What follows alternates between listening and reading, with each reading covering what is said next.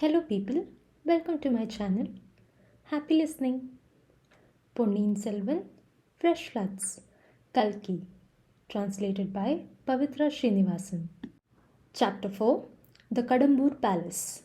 The many minutes of repose seemed to have done Vandiyadevan's horse plenty of good.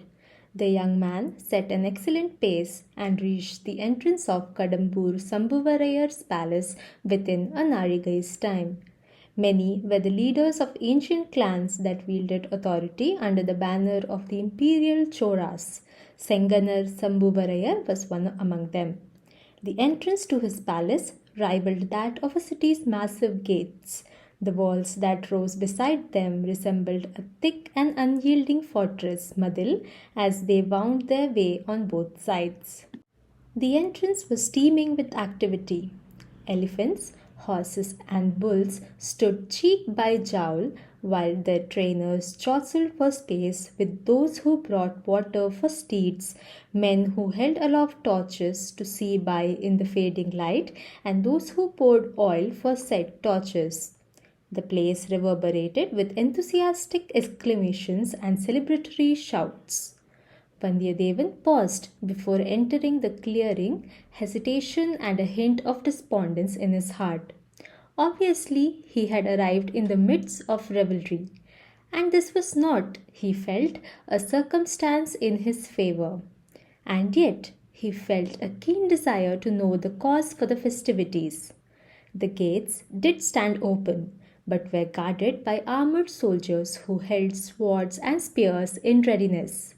Tell the truth, they looked more like demons in death's abode than mere men. Hesitation would serve no purpose, decided our valiant young man. He would be sure to be noticed and stopped at once. No, riding full tilt at the soldiers and dashing through was the only way in. To think was to do, in Vandiyadevan's book, and he suited thoughts to action. But what a disappointment! The moment he reached the entrance, two of the sentries barred his way, crossing their long spears. Four more grabbed hold of his horse's reins. One of them craned his neck and stared at the intruder. Another raised his oil torch against the young man's face for better visibility. So, Vandiyadevan's voice rang with fury. This is how you treat your esteemed guests, is it? Is this your idea of hospitality? And who might you be, Thambi, with such an unruly tongue in your head? Queried the sentry. You wish to know my name and designation? You may have them, bellowed Vandiyadevan. Vanagappadi is my country. I claim Tiruvallam as my city. Once upon a time, your men took pride in tattooing my valiant ancestors' names on their chests. I am called Vallavarayan Vandiyadevan. Does that satisfy you? How impressive! Exclaimed a guard. Pray, why not bring along a Gattiyakaran to bellow your titles before your arrival? The rest cackled in merriment. Whatever you title, you cannot enter the palace precincts at this hour, declared the chief of guards. All our expected guests have arrived. Our master has issued orders to not allow anyone else.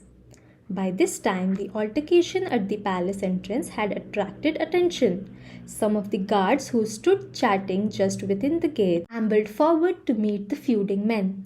One of them directed a keen glance at the new arrival and perked up. Ade, this looks like the mule we chased from the temple grounds this evening. Call it an ass, idiot, supplied a jester. My friends, do but take note of the proud bearing of the noble ass's owner, declared another. Even as Vandiyadevan listened to these taunts, his mind spun through his options. Was there even a point in braving these men and entering the palace? Wouldn't a better purpose be served if he just turned away at this point? Perhaps he ought to just pull out and display Prince Aditya Karikala's royal insignia to these idiots. That would certainly shut them up. Who, after all, would dare to stop a man who bore the emblem of the commander-in-chief of the Northern Chora armed forces? Surely no one from Vadapennai to Kumari, the tip of Tamilagam, would dare to even think of such a thing. The last of the Parvul men's heckling fell on his ears as he thought this, and he came to a swift decision. "Let go of the reins, I am leaving," he announced, and the soldiers released him. Vandiyadevan pressed his heels into the underbelly of his steed. At that very instant, he unsheathed his swords with a hiss from his scabbard. The flickering lights caught the metal. He swung the weapon with such force and dexterity that for a moment he resembled Tirumal, wielding the divine discus with supreme confidence. The sword cut through the air with finesse. Vandiyadevan's horse sprang through the gates. Soldiers standing on either side sprawled on the ground in an ungainly fashion. A dozen spears, supposed to be held in readiness, clattered to the earth wholesale.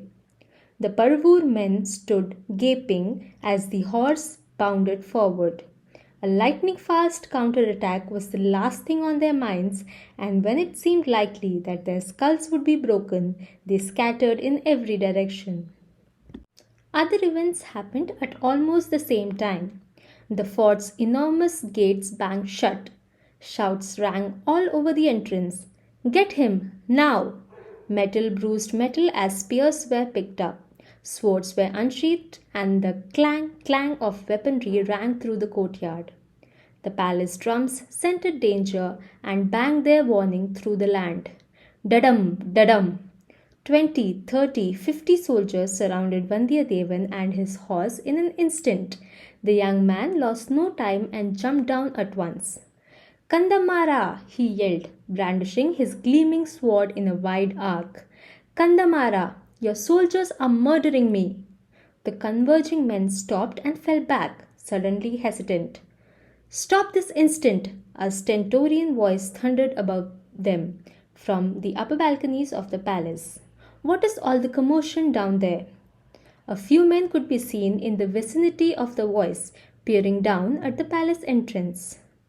"Master, a man has just broken through the guards into the palace grounds," explained a soldier from below. "He mentions the name of our young master." "Kandamara?" bellowed the stentorian voice again. "Get down and see what the uproar is about." That bellow, Vandiyadevan speculated, probably belonged to Senganar Sambuvarayar. He and the men surrounding him stood in place for the next few minutes. "What's happening here?" came a considerably youthful voice. The men promptly stepped aside and made way. A young man strode swiftly through the ranks and stopped at the extraordinary sight, taken aback. Vandiyadevan stood in the midst of the soldiers, twirling his sword like the valiant Lord Subramanya, brandishing his divine weapon. "Good God, my dear man, is it really you?" And Kandamaran almost ran forward, folding his arms around the warrior in a crushing embrace. "You've insisted time and time again that I visit you, but when I finally do, look at the hero's welcome I get." Vandiyadevan pointed at the men still surrounding them. "Thick as posts and just as intelligent," Kandamaran chided them. "Get lost, you idiots." Kandamaran lost no time in grasping his friend's hands and dragging him through the entrance into the palace. His feet barely seemed to touch the ground. His heart fairly danced with enthusiasm as he rushed about, eager to point out the sights. Such, after all, is the case when one finds a friend after his own heart in one's early years. Oh yes, there was such a thing as romance, but love, even if it brought ecstasy, also came with its fair share of trials, tribulations, and heartaches. But the friendship of youth? Nothing existed then but joy and happiness. Not even the shadow of sorrow intruded upon it. "By the way, Kandamara," Vandiyadevan began casually as they raced along, "I see the palace overflowing with guests and their entourage. What seems to be the special occasion? Why this security and guards all over the place?" "I'll come to that in a minute. But first, remember our days at the military encampment on the river Pennai? You'd go on and on about how you wish to meet Paruvetarayar, Maravarayar, that warrior, and this one. Now you can see them all, right down to their staff, bodyguards, and every stick and stone they own. Right here in this palace." Kandamaran exulted. The first place he took his friend to, when the first ecstasies of meeting were done with, was the section of the palace reserved for esteemed visitors. But before that came the host. Appa, haven't I mentioned often my dearest friend Vandiyadevan of the Vanar clan? Well, here he is, announced Kandamaran, standing the young man in front of his father. Vandiyadevan, true to his birth and breeding, bent low and folded his hands in respect. For some reason, Sambhuvarayar did not seem very happy with his presence. Is that so? Were you the reason for all the mayhem below? No, our so-called soldiers were, Kandamaran explained. Indeed? Sambhuvarayar raised an eyebrow. If you must know, Kandamara, I see no reason for your friend's arrival half a jamam after sunset, today, and in such a chaotic fashion too. Kandamaran's face grew pinched, but it was obvious that he did not want to argue with his father. He took his friend aside and made haste to present him to Paruvetarayar, seated majestically in a richly decorated throne in the midst of them all. Uncle, here is my dear friend Vandiyadevan, descended from the illustrious Vanar dynasty. We served together on the border in the military encampment on the banks of river Pennai. It's been his greatest ambition to meet you, warrior among warriors, for a long time. I remember he'd asked me if you really did sport 64 battle scars on your body, laughed Kandamaran. And I'd often reply, well, if you're really that doubtful, you could count them yourself. Indeed, Thambi. Paruvetarayar looked him up and down. So you don't believe that my scars do exist? Or is it your contention, perhaps, that no clan but the Vanas is capable of possessing such courage? The friends stared at him, aghast. Neither had intended the words as anything but extravagant praise, and it had never occurred to them that the warrior would take offense. Vandiyadevan felt irritation burgeoning within him, but quelled it before his face revealed it. Ayya, the Paruvetarayar's fame has spread through the length and breadth of our land, from Imayam to the tip of Kumari, he said in his most respectful voice. Who am I to entertain the slightest doubts about their valor? Not bad at all, Paruvetarayar acknowledged. You do possess brains, I see. There was nothing more to be said. Vandiyadevan and Kandamaran made their escape, more relieved than they could say. Sambhuvarayar took his son aside at the first opportunity. You had better feed your precious friend and put him to bed somewhere out of everyone's way, he whispered. He is bound to be exhausted after a long day's travel. Maravel nodded roughly, plainly furious. Later, Kandamaran shepherded his friend to the Andapuram, the ladies' quarters where the women of the royal household were assembled in full force. Vandiyadevan paid his respects here too, falling at the feet of his friend's mother and gaining her blessings. The young woman, standing well behind the older lady, overcome by shyness, must have been, Vandiyadevan guessed, Kandamaran's sister. The Kadambur prince had described his young sister in such glowing terms that she had, in his overactive imagination, acquired the status of nothing less than a goddess.